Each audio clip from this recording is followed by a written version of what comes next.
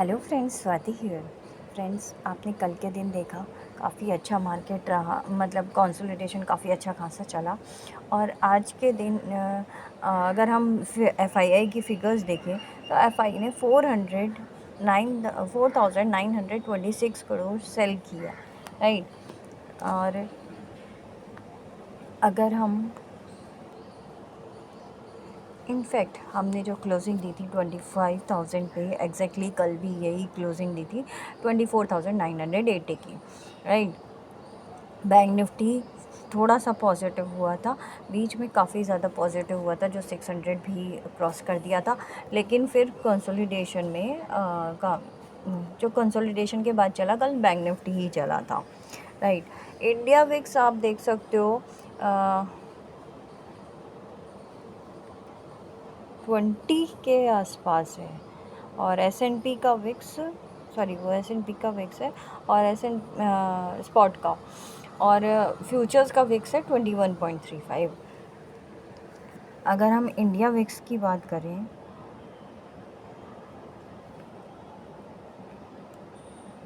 India VIX is also showing 20.08। पता नहीं क्यों आ रहा है, बट ऐसा होना तो नहीं चाहिए। 20 के ऊपर अगर होता तो हमारा मार्केट तो पागल हो गया होता, राइट। Live it. डॉ जोन्स ने जो क्लोजिंग दी है वो 57 पॉइंट डाउन में दी है, और नस्दाक ने 9.57 डाउन में। तो all over market, global market तो फ्लैट ही इसको बोलेंगे। और अभी फ्यूचर्स जो दिखा रहा है वो लगभग 80 पॉइंट्स का गैप अप दिखा रहा है, राइट। जैसे क्लोजिंग हुई थी एग्जैक्टली 24,980 पे, और जो गिफ्ट निफ्टी दिखा रहा है वो 25,087 पे दिखा रहा है। तो 80 to 100 पॉइंट्स का गैप अप हो सकता है, ऑलमोस्ट वहीं एग्जैक्टली वहीं पर गैप अप होने के बाद कल की तरह आज भी थोड़ा सा मूवमेंट कम ही उम्मीद है।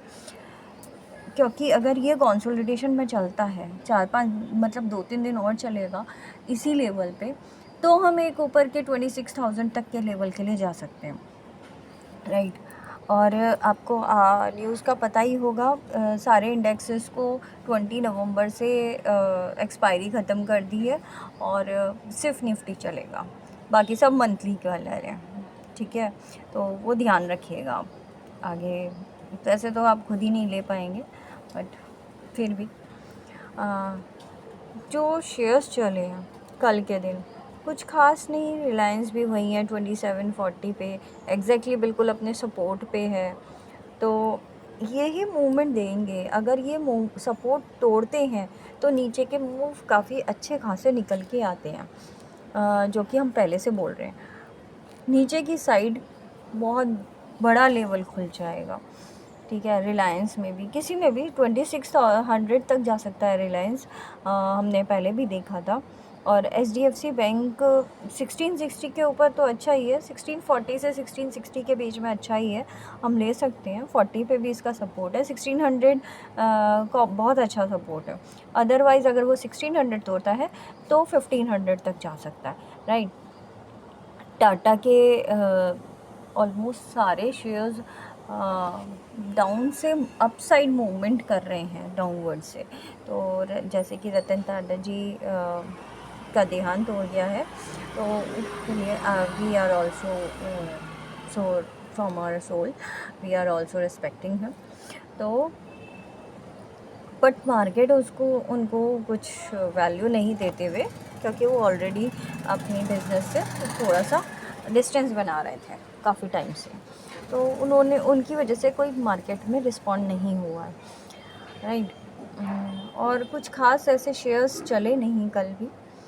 गोल्ड आप देख सकते हो फिर से थोड़ा सा बढ़ा हुआ है 2657 पे, और सिल्वर भी 31.5 पे पहुंच गया है वापस से। तो फिर से बाइंग आई है। दिवाली का टाइम आ रहा है तो बाइंग तो आनी चाहिए। क्रूड ऑयल भी बढ़ा हुआ है 75.52, और ब्रेंट ऑयल भी बढ़ा हुआ है 78.99, यानी कि 79, फिर से 80 की तरफ जा रहा है। तो यूएसडी आईएनआर अभी भी वही है, जो बैंक निफ्टी को ना ऊपर जाने दे रहा है ना नीचे। आज के लेवल्स देखते हैं फ्रेंड्स। वैसे उम्मीद तो कंसोलिडेशन की ही है।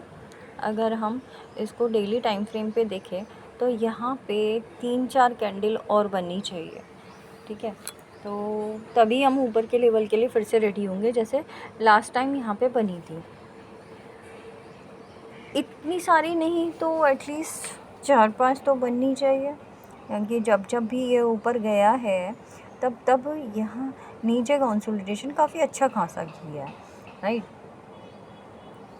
अभी हम इसी ट्रेंड के अंदर हैं और इस ट्रेंड से तो नीचे ही हैं। खैर इस ट्रेंड में अगर हमें एंटर होना है तो हमें यहाँ पे कंसोलिडेशन करना ही पड़ेगा, ठीक है। आप ये लास्ट टाइम भी अगर हम देखेंगे कंसोलिडेशन 3 से 4 दिन चला था, और यहाँ पे भी ऑलमोस्ट 4 दिन तो हो गए हैं। आज थोड़ा सा मूवमेंट हो भी सकता है, ट्रेंड डिसाइडर भी हो सकता है, एक डोजी भी बन सकता है, राइट। तो आप ये ध्यान रखिएगा, जैसे लास्ट टाइम ये इवनिंग स्टार बना था,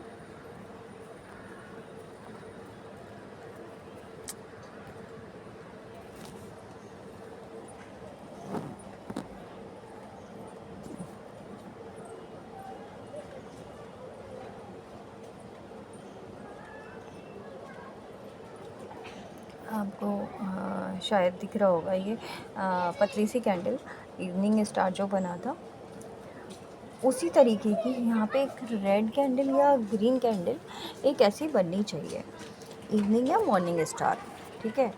इसको बोलते हैं डोजी को, राइट।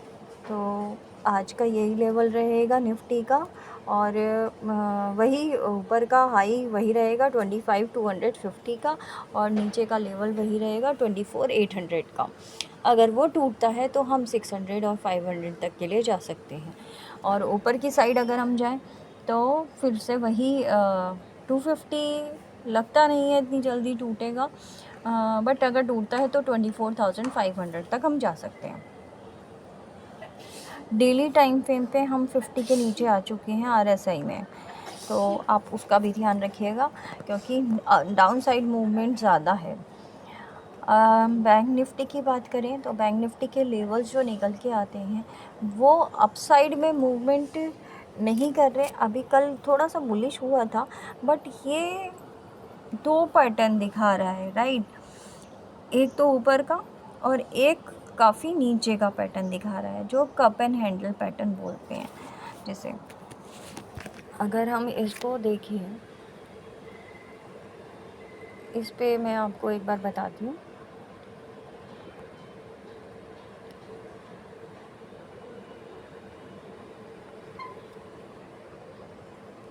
ये आपको फिर ये नीचे की साइड दिखेगा, राइट।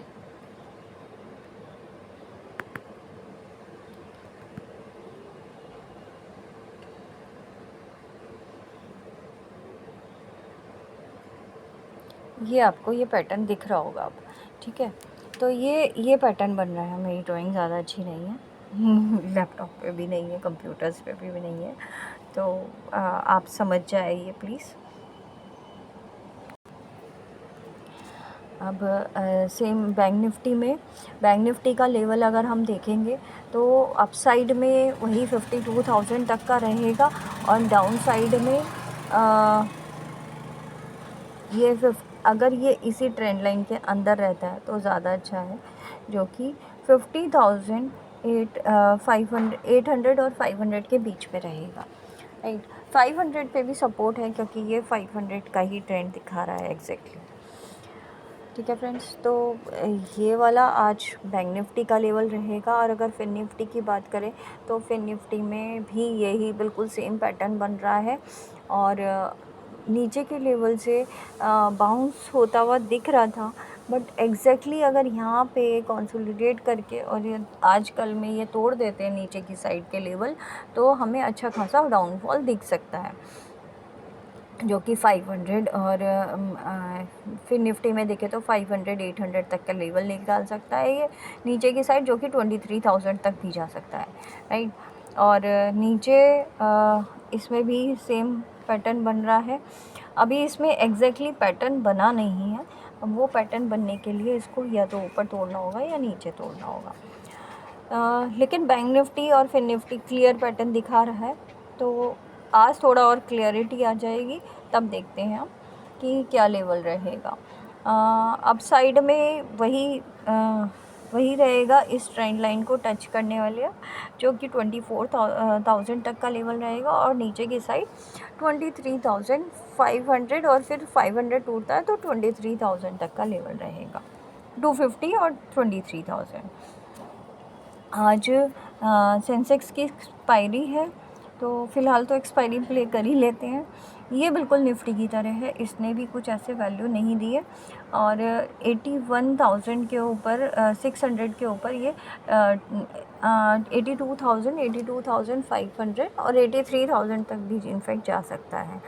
आज इसकी एक्सपायरी है तो कुछ भी कर सकते हैं। और नीचे की साइड देखें तो 82,000 का 81,500 का इसका लो लगा था कल का, वही रहेगा। अगर वो टूटता है तो 81,000 और फिर 80,000 तक जा सकता है, राइट। उसके नीचे फिर कंसोलिडेट करना चाहिए इसको भी, ठीक है, अगर चाहता है तो। फ़िलहाल और कोई ग्लोबल मार्केट में ऐसा कुछ ख़ास नहीं है। हांगकांग का 600 पॉइंट्स अप में क्लोज़ हुआ है, और जापान का मार्केट 200 पॉइंट्स अप में क्लोज़ हो गया। बाकी तो यही है, नस्डैक और जो डॉ जोन्स की हम बात कर ही चुके हैं, राइट। तो फ़िलहाल अब हम आज स्टॉक्स की बात नहीं करेंगे, हम देखते हैं स्टॉक्स में कैसा रहता है। फ़िलहाल के लिए एंजॉय करिए। Thank you.